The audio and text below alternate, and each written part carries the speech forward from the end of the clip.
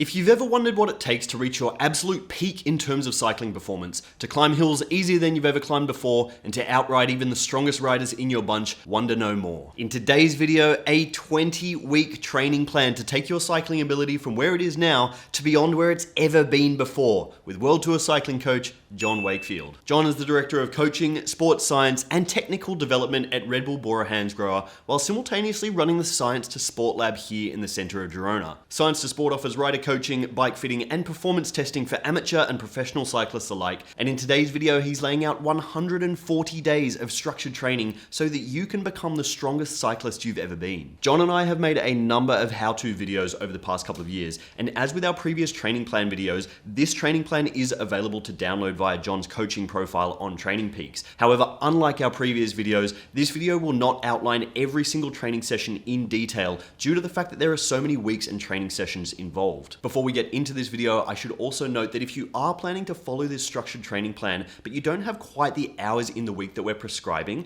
that you should instead focus on the key interval sessions as your priority. We understand that not every rider will have the time to do every session. However, by focusing on those key sessions, you'll find that this training plan and your fitness will really come to life. So with all that admin out the way and with plenty of training to discuss, let's get into this video. This is a 20-week training plan to make you the best cyclist you've ever been.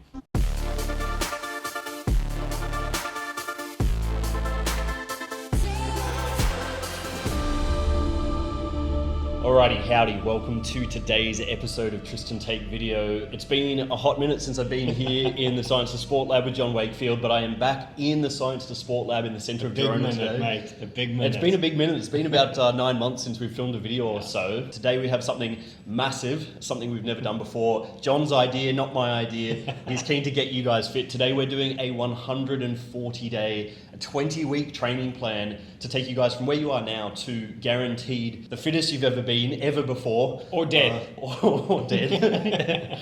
We're going one or the other. We'll hope for the former. Before we get into it, I want to ask you, can you break down the training plan? So rather than looking at it as 20 weeks or 140 days, what's a more manageable way that people can look at this? And then let's talk through all of the cycles that you're going to talk through. So because Tristan went missing, I had a lot of time on my hands, clearly, and I thought every week he was going to phone me for 28 days, so I started building, and now I've just put them all together.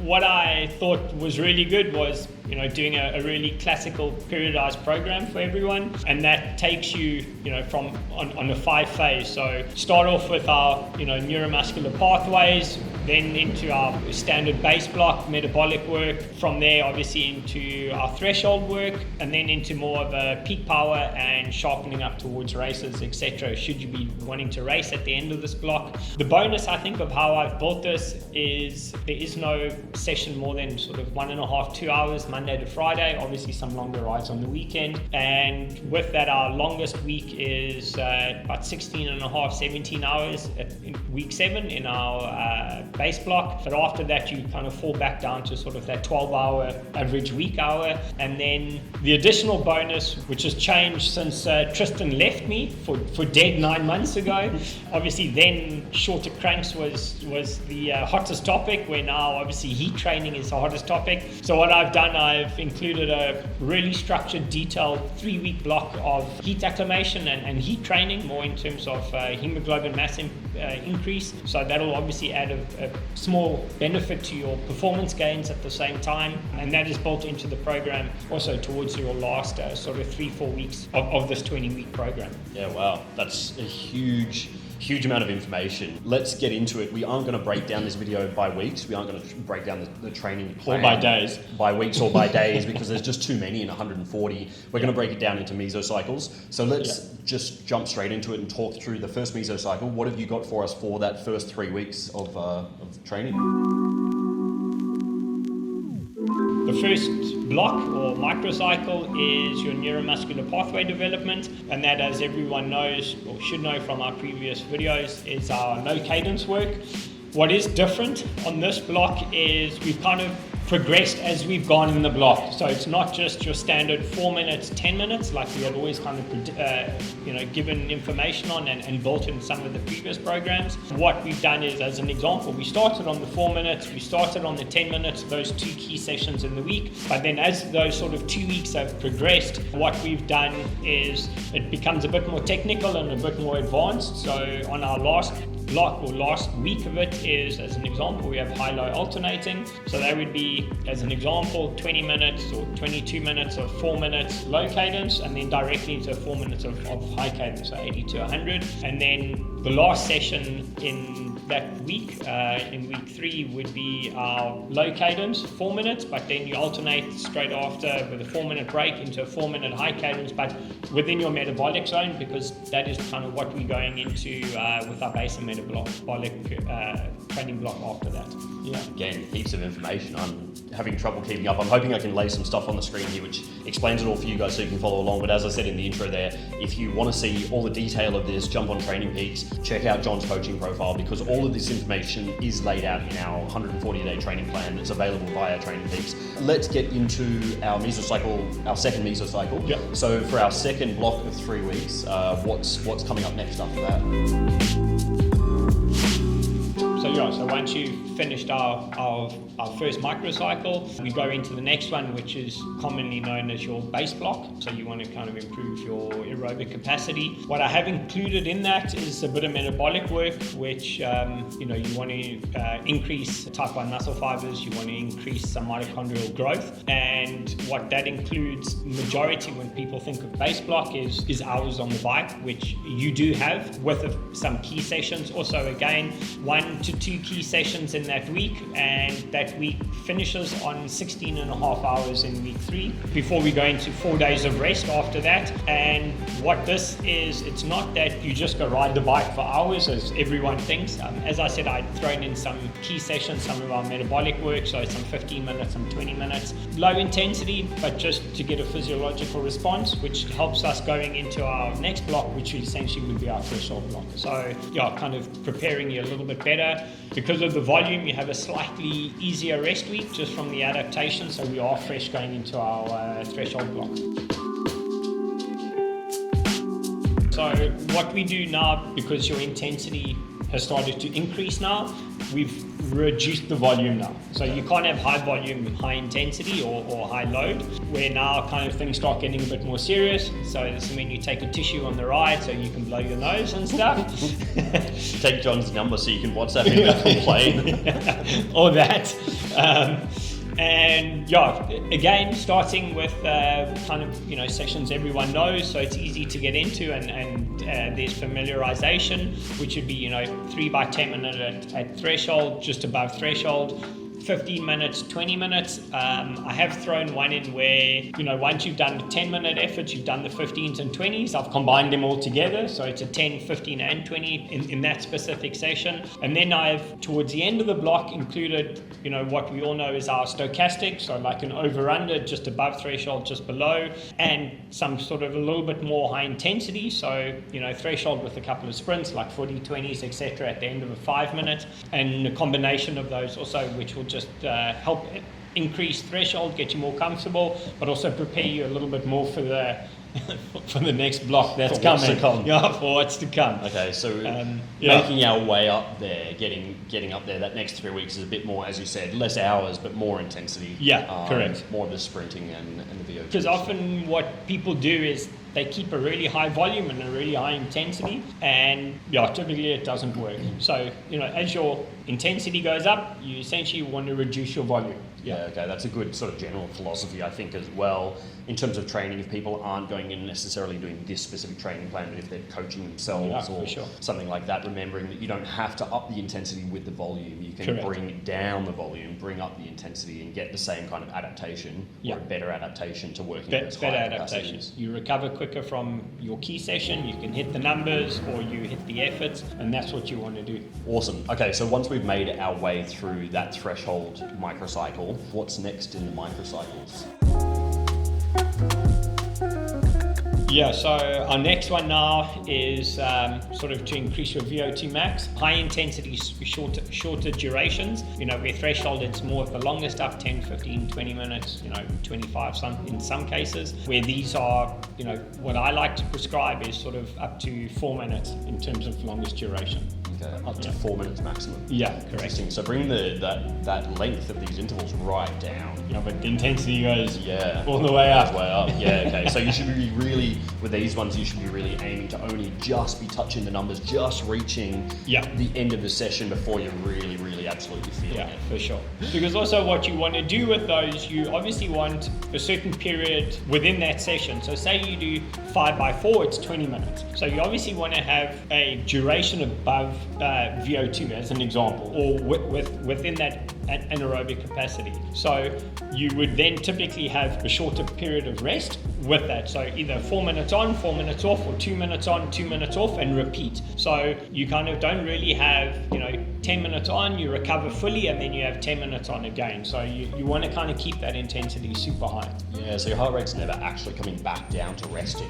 No. The look on your face, absolutely not. Yeah. Okay, cool. So if you made it to this point, not only in this video, but in this training plan, which you might have to come back to this video a couple of times if you're doing this, you'll definitely be feeling it by now. But again, with that reduced volume and increased intensity, you should hopefully be on a manageable level there where your fitness is coming up very, very nicely now. Yeah. You might be integrating some racing, or potentially people are doing a little bit of racing at this point. Then obviously we move into our final of the microcycles. What is the final of the microcycles once you've done all that really, really high intensity?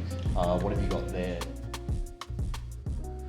All right, so just before we get into the next phase of our training plan, I just want to answer a question that a few people might be wondering about, and that is, what is the most accurate way to track the intensity of your rides and hit the numbers of the intervals that we're talking about best? Sure, doing the hours we're suggesting will help, and using a heart rate monitor can get you that little bit closer, but for the most accurate way of tracking not only your fitness, but also your fatigue that comes along with your training, I highly recommend the use of a power meter. For me, I'm using the new Favero Assioma Pro RS power meter, the latest, lightest, and most accurate pedal-based power meter on the market. What I like about these pedals and the power meter that's attached to them is just how easy they are to use. They install like a regular set of pedals, and after a simple one-time calibration, they're ready to go. No complicated setup, no messing around with sensors or cranks. You can literally swap them between bikes in under 30 seconds and be ready to ride, which is ideal if you're training on the road bike and the TT bike like I am. On top of this, the new Pro RS pedals are the lightest dual-sided power pedals out there, weighing just 123.5 grams each. For reference, this is the same weight as a top-of-the-line set of Shimano Dura-Ace pedals. They're also super low profile with a stack height of just 10.5 millimeters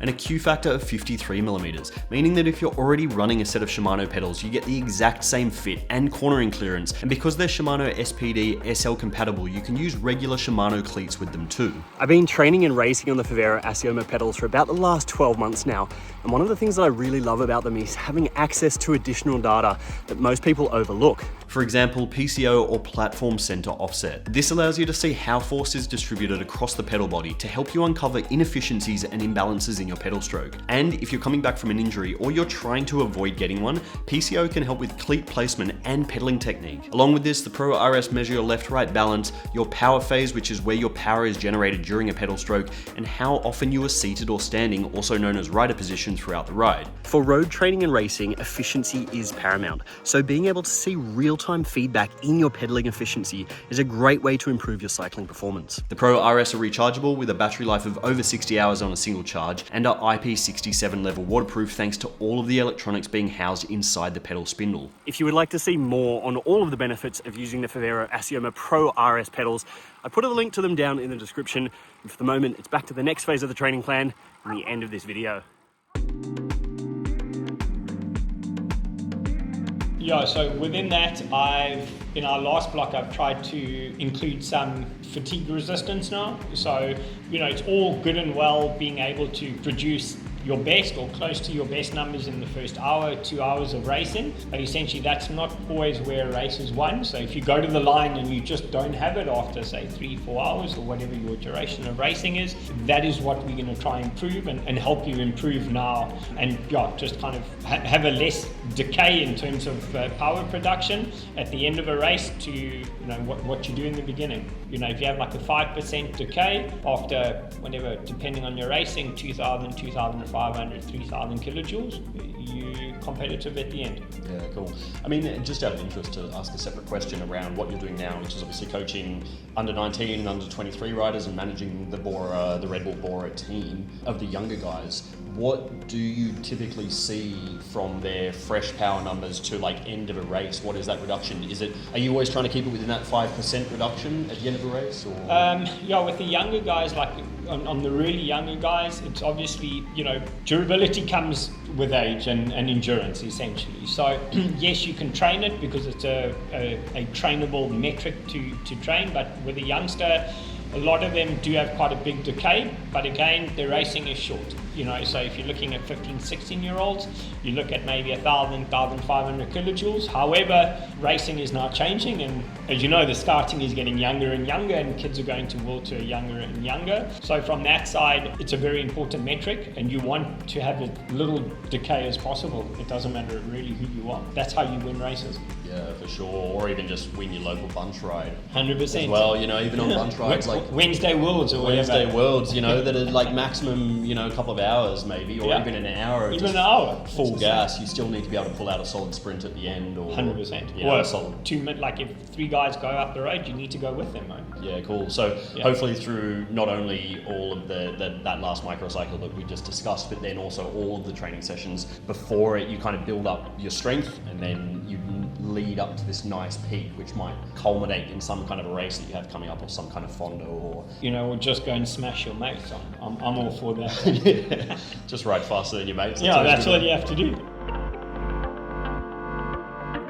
All right, and one more thing that I do just want to ask about before we completely wrap this up, something that you mentioned before, which is not only all the rage now, but obviously a critical component, and that's of course heat adaptation and heat training. Can you just run us through a bit of the heat training that you spoke about just at the start there, so people can understand, when I have written on the screen heat training, what that entails, what the benefits are, and what the sessions or what the days might look like when they need to integrate heat?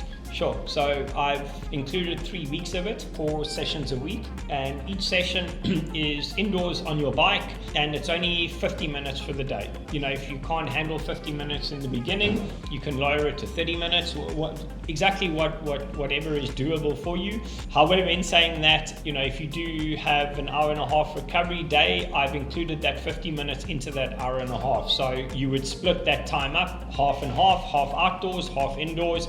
If it's a 2-hour session, hour 10 outdoors with 50-minute indoors, going from there. So full instructions, everything like that are in there. Pretty easy to follow. It gives you a really full protocol in terms of what you do, how you do it, why you do it, and how to set yourself up. But most importantly, if it is hot and you are battling a little bit with the duration, just cut it short.